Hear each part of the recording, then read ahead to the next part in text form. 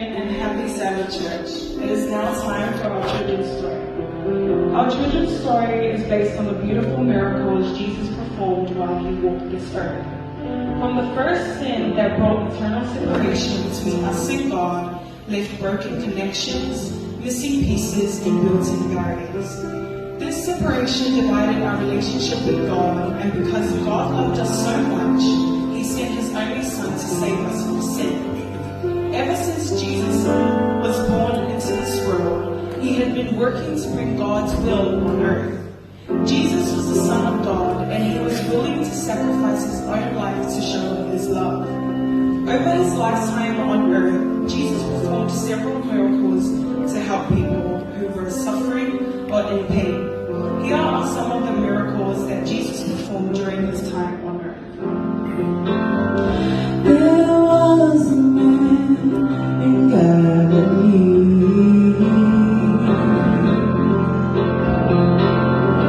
He turned the water into wine.